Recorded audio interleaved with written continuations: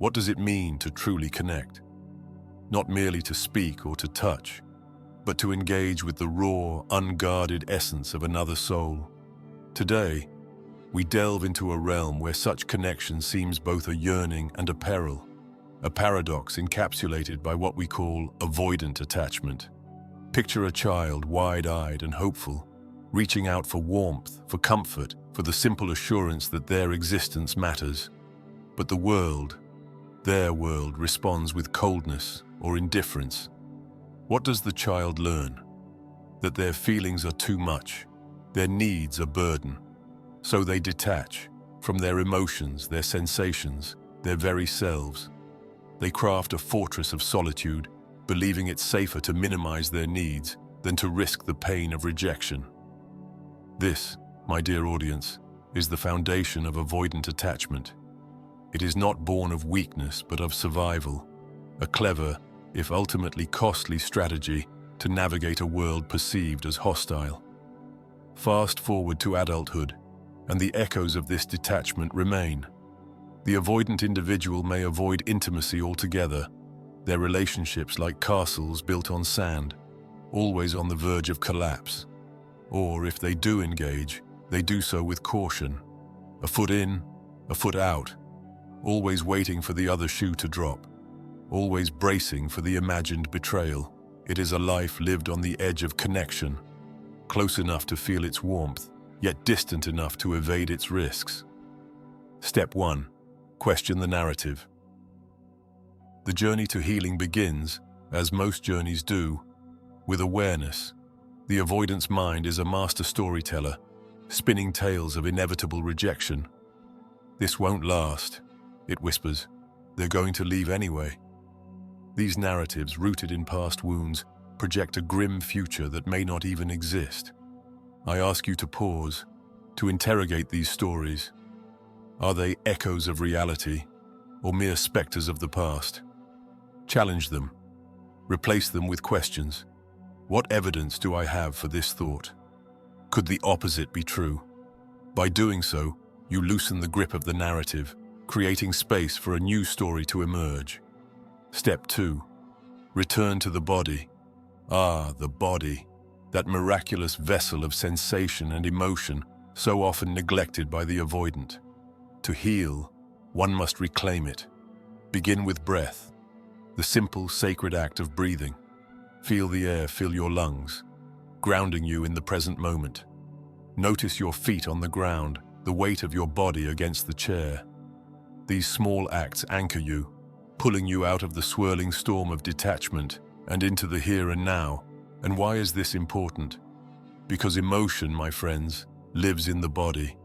It is not a fleeting thought, but a sensation, a tightness in the chest, a warmth in the belly, a tingling in the hands.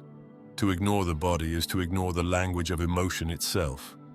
Reclaim it, and you reclaim a vital part of your humanity. Step 3. Speak the sensation. Having reconnected with the body, the next step is to give voice to its wisdom. Not in terms of causes, you made me feel this way, but in terms of raw sensation. I feel tightness in my chest. I feel a heat rising in my face. Such statements are disarming. They are not accusations, but invitations, opening the door to connection. For the avoidant, this can be transformative. To name a sensation is to validate it, to honor it as real.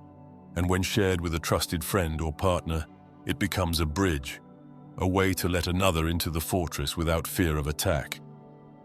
If I may indulge in a personal anecdote, I once, in my younger days, believed myself invincible, a master of my emotions. But this, as it turned out, was merely a clever guise for dissociation.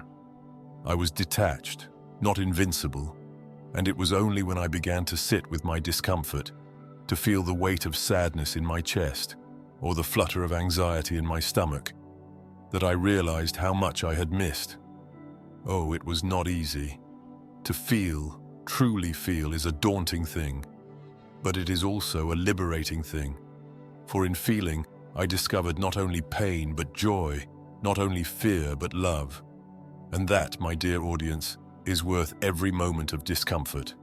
Let us now address the avoidant's greatest fear: vulnerability. To be vulnerable is to risk rejection, yes, but it is also to open oneself to acceptance, to love, to the profound beauty of human connection. It is a gamble, to be sure, but what is life without risk? A safe, sterile existence devoid of depth. And so, I urge you, if you see yourself in these words, take the risk, share a sensation, ask for what you need, let someone in. The fortress you have built may feel safe, but it is also a prison. Step outside, if only for a moment. You may be surprised at what you find. To those who love someone with avoidant patterns, your role is not to tear down their walls, but to respect their pace. Be patient, be present, and above all, be consistent. Show them through your actions that connection does not have to be synonymous with pain. It is a slow process, yes, but a rewarding one. And so we come full circle. Avoidant attachment is not a flaw, but a strategy, a way to cope with a world that once felt unsafe. But strategies, like fortresses, can outlive their usefulness. They protect, yes, but they also isolate. To heal is to risk, to feel, to connect. It is to reclaim the parts of yourself that were cast aside in the name of survival. It is, in essence, to come home, to your body, your emotions, your humanity. Thank you, dear audience, for accompanying me on this journey. May we all strive, in our own ways, to break free from our fortresses and embrace the messy, beautiful art of connection. Until next time, take care, and may your path be filled with courage and compassion.